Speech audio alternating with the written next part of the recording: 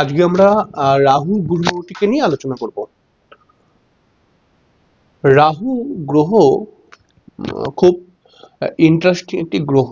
অর্থাৎ এই রাহু গ্রহ সম্পর্কে কিন্তু অবশ্যই খুব ভালো করে জানতে হবে, কারণ এই রাহু গ্রহটি কিন্তু কোনো কোনো জাতকের জন্মছকের মধ্যে শুভ প্রভাবের মধ্যে থাকলে সেই জাতককে অনেক উঁচুতে তুলে দিতে পারে। আবার এই রাহু গ্রহটি যদি কারো জন্মছকের মধ্যে খারাপ থাকে তাহলে একজন মানুষকে নিঃস্ব করে দিতে পারে, একজন মানুষকে বরবাদ করে দিতে পারে।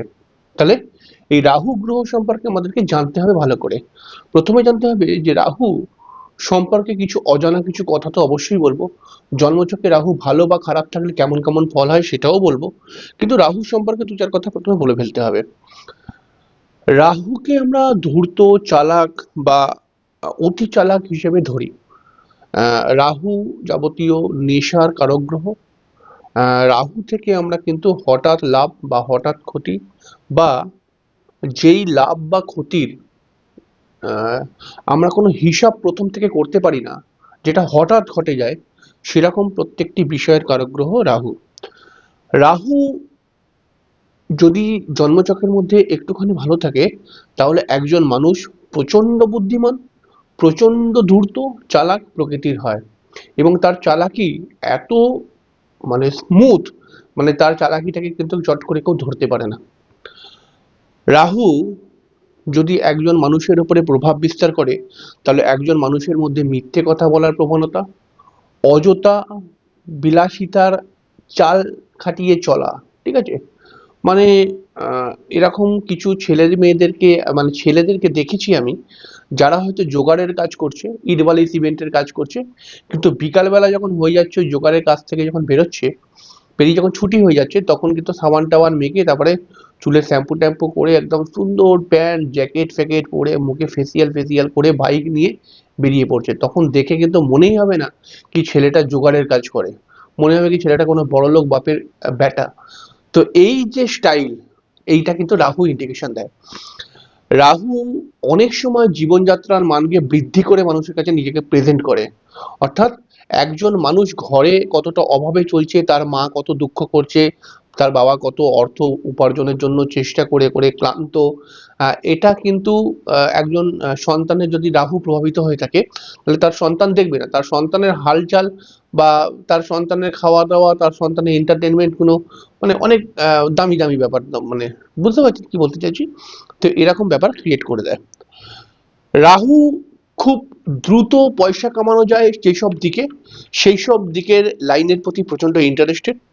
রাহু কি বলবো যে রাহু কিন্তু বেশিরভাগ সময় দেখা যায় যে রাহুর চাহিদার কোনো শেষ নেই। রাহুর মধ্যে মাঝে মধ্যে আমরা অপরাধ প্রবণতা দেখতে পাই।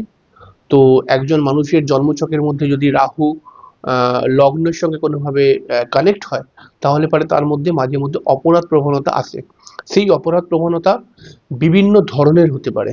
সেই অপরাধ প্রবণতা কখনো বাজে কাজ, পুলিশি ঝামেলার মতো অপরাধ প্রবণতা হতে পারে।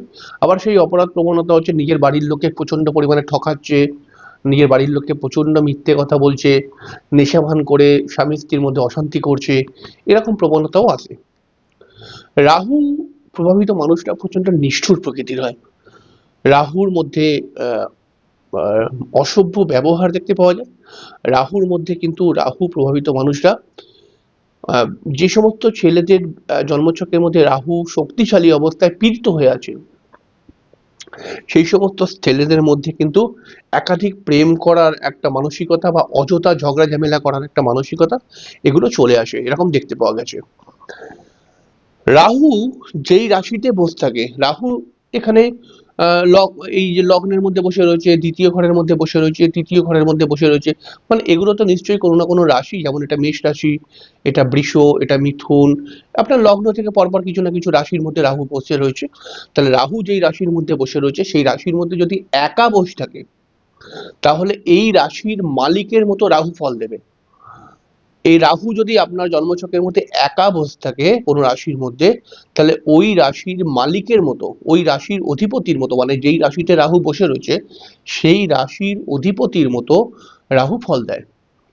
রাহু যদি একা বসে থাকে এবং যেই রাশিতে বসে রয়েছে সেই রাশির মালিক যদি জন্মছকের মধ্যে ভালো থাকে, ভালো মানে কি, কেন্দ্র কোণে থাকে বা মিত্র ক্ষেত্রে থাকে বা একাদশ ঘরের মধ্যে থাকে, তাহলে পরে রাহুও কিন্তু ভালো ফল দেবে। অর্থাৎ রাহু যেই ঘরে বসে রয়েছে সেই ঘরের মালিক যদি জন্মছকের মধ্যে ভালো অবস্থায় থাকে তাহলে রাহুও কিন্তু ভালো হয়ে যায় এবং রাহুও জাতককে ভালো পয়সা কড়ি বা উন্নতি দেয়। রাহু যদি কোনো অশুভ গ্রহের দৃষ্টি পায় তাহলে কিন্তু রাহু অতিরিক্ত খারাপ হয়ে যায়। অশুভ গ্রহের দৃষ্টি পেলে পারে কিন্তু রাহুর থেকে শুভ ফল আদায় করা খুব মুশকিল হয়ে যায়। রাহু যদি অশুভ গ্রহের সঙ্গে বসে থাকে তাহলে পারে বেশিরভাগ সময় রাহু কিন্তু অশুভ ফল দিতে শুরু করে। রাহু পড়াশোনার মধ্যে চঞ্চলতা, পড়াশোনার মধ্যে মন বসছে না, হঠাৎ হঠাৎ মাথা গরম করে বাড়ির লোকের সঙ্গে ঝামেলা, এরকম কিছু প্রবলেম কিন্তু রাহু দিয়েই থাকে। তো যদি অশুভ গ্রহের দৃষ্টি পায় বা অশুভ গ্রহের সঙ্গে থাকে তাহলে কিন্তু রাহু এরকম করে।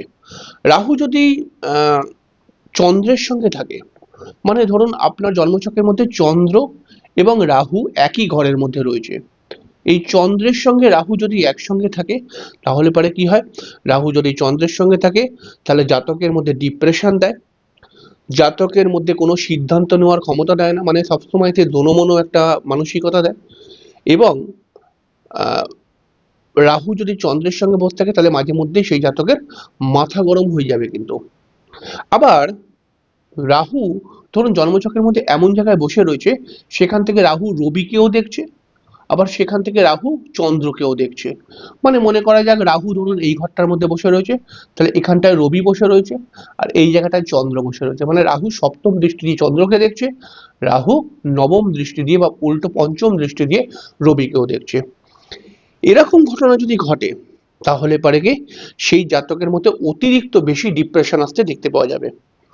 রাহু যদি কারোর জন্মছকের মধ্যে 4, 5, 10, 11 এই সমস্ত ঘরগুলোর মধ্যে থাকে তাহলে পারে কিন্তু রাহু নিজের দশাতে কিন্তু খুব ভালো ফল দেবে। কিন্তু এই ঘরগুলো মানে চতুর্থপতি, পঞ্চমপতি, দশমপতি, একাদশপতি এদের দশা যদি চলে তখন কিন্তু জাতকের প্রচন্ড সমস্যা আসতে দেখতে পাওয়া যায়। আবার বুঝিয়ে দিচ্ছি, রাহু যদি ধরুন চতুর্থে আছে, চতুর্থে রাহু, পঞ্চমে রাহু আছে, মনে করা যাক দশমে রাহু আছে, মনে করা যাক একাদশে রাহু আছে, একা কিন্তু একার কথা বলছি, তাহলে এরকম ধরুন রাহু আছে এবং রাহুর দশা চলছে তাহলে সেই দশা মানুষের কিন্তু ভালো যায়। কিন্তু যখনই এই যে চতুর্থপতি, পঞ্চমপতি, দশমপতি, একাদশপতির দশা আসে তখন কিন্তু মানুষের সমস্যা অনেকাংশে বেড়ে যায়। রাহু যদি কোনো সময় দেখা যায় যে রাহু শনির সঙ্গে বসে কানেক্ট করেছে তাহলে পরে এটা শ্রাপিত দোষ তৈরি করে। রাহু মনে করা যাক রবির সঙ্গে বসে রয়েছে তাহলে এটা গ্রহণ দোষ হয়। কিন্তু যদি এই দোষ তৃতীয় একাদশের মধ্যে হয় তাহলে কিন্তু সেই জাতককে চরম সফল বানিয়ে দেয়। এই যোগ মানে শনি রাহুর যোগ বা রবি রাহুর যোগ যদি তৃতীয় একাদশের মধ্যে হয় তাহলে জাতককে চরম সফল বানিয়ে দেয়। একটা কথা মাথায় রাখতে হবে, রাহুর সঙ্গে যদি রাহুর সঙ্গে যদি 2 বা তার অধিক গ্রহ থাকে তাহলে ওই গ্রহগুলোর মধ্যে মনে করা যাক রাহুর সঙ্গে মঙ্গল বসে রয়েছে এবং তার সঙ্গে হয়তো শুক্র বসে রয়েছে, এরকম আমরা মনে করলাম। এবার আমি দেখলাম কি এটা রবির ঘরে বসে রয়েছে, তাহলে রবির ঘরে বসে রয়েছে তাহলে রবির ঘরের মধ্যে আমরা বলতে পারি যে মঙ্গল সব থেকে শক্তিশালী হয়ে যায়। তাহলে রাহুর সঙ্গে যদি 2টি বা তার অধিক গ্রহ থাকে তাহলে ওই গ্রহগুলির মধ্যে যেই গ্রহটা সব থেকে বেশি বলশালী সেই গ্রহটির মতোই কিন্তু রাহু ফল দেয়। রাহু যেই ঘরে থাকবে সেই ঘর সংক্রান্ত মিথ্যে কথা বলা, ছল কপটতা করা, চালাকি করা, ধূর্তামি করা এই ফলগুলো কিন্তু নিয়ে আসেই।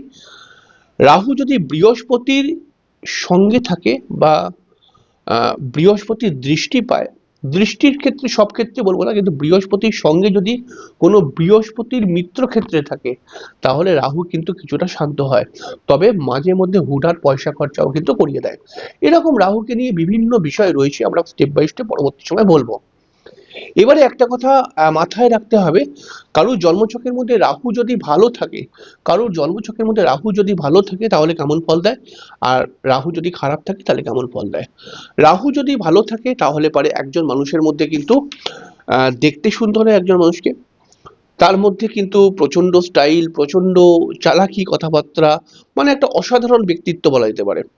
রাহু যদি ভালো থাকে তাহলে একজন মানুষের মধ্যে নেতৃত্বদানের ক্ষমতা তৈরি হয়, এবং রাহু যদি ভালো থাকে তাহলে পারে কিন্তু সে নিজের কথাটাকেও যেমন মানে তেমন কিন্তু অপরের কথাটাকেও মেনে চলার চেষ্টা করে। রাহু যদি একজন মানুষের জন্মছকের মধ্যে ভালো থাকে তাহলে পারে এরা খুব সুন্দর কথা বলতে পারে এবং খুব সুন্দর অভিনয়ও করতে পারে। রাহু যদি একজন মানুষের জন্মছকের মধ্যে ভালো থাকে তাহলে পারে এরা খুব যুক্তিবাদী কথাবার্তা বলে। রাহু যদি জন্মছকের মধ্যে ভালো অবস্থায় থাকে তাহলে এরা কিন্তু একটু খাওয়া দাওয়া করতে ভালোবাসবে। আবার রাহু যদি কারোর জন্মছকের মধ্যে খারাপ হয়ে যায় তাহলে পারে এদের মধ্যে প্রবল আগ্রাসী, মানে আমার এখনই চাই তো এখনই চাই, হ্যাঁ, এরকম একটা ব্যাপার চলে আসে। আহ, অস্থির মানসিকতা, যার জন্য এডুকেশন হতে চায় না। অবিবেচকের মতো কোনো কোনো সময় সিদ্ধান্ত গ্রহণ করে, মানে নিজেরটা খেয়াল করছে অপরেরটা দেখছে না, এরকম একটা ব্যাপার তৈরি হয়। আহ, ভোগ বিলাসের দিকে একটুখানি নজর বেশি যায়। অসভ্য ব্যবহার দেখতে পাওয়া যায়। মানুষকে খুব একটা রেসপেক্ট দেয় না, বাবা মায়ের সঙ্গে সারাক্ষণ ঝগড়া অশান্তি করে, এবং বাবা মায়ের সঙ্গে শুধু নয়, পাড়া প্রতিবেশীর সঙ্গেও, বন্ধু বান্ধবের সঙ্গেও ঝগড়া অশান্তি করে। এবং রাহু যদি খারাপ থাকে তাহলে সেই জাতক বারংবার মিথ্যে কথা বলবে। রাহু যদি খারাপ থাকে তাহলে সেই জাতক অকারণে কিন্তু অশান্তি, ঝগড়া, চিল্লাচিল্লি করতে শুরু করে দেবে। রাহুর একটি ঘরোয়া শক্তিশালী প্রতিকার আমি লিখেছি। দেখুন, রাহুর জন্য তো গোমের ধারণ করা হয়, এবং কোন কোন স্থিতিতে গোমের ধারণ করা হয় এর জন্য আমার ভিডিও আসবে। তো আমি আজকে যে ভিডিওগুলো দিচ্ছি, আমরা পরপর পরপর ভিডিওগুলো দিচ্ছি, এই ভিডিওগুলো হচ্ছে যারা জ্যোতিষের, আমি তো ভিডিও করব এখন পরপর, তো যারা জ্যোতিষ প্রেমী মানুষ তাদেরকে একটা গ্রহ, মানে প্রত্যেকটা গ্রহ সম্পর্কে একটা ধারণা দিয়ে দেওয়ার চেষ্টা করছি। আসলে এই অনুষ্ঠানগুলো কিন্তু আমার মূল অনুষ্ঠান নয়।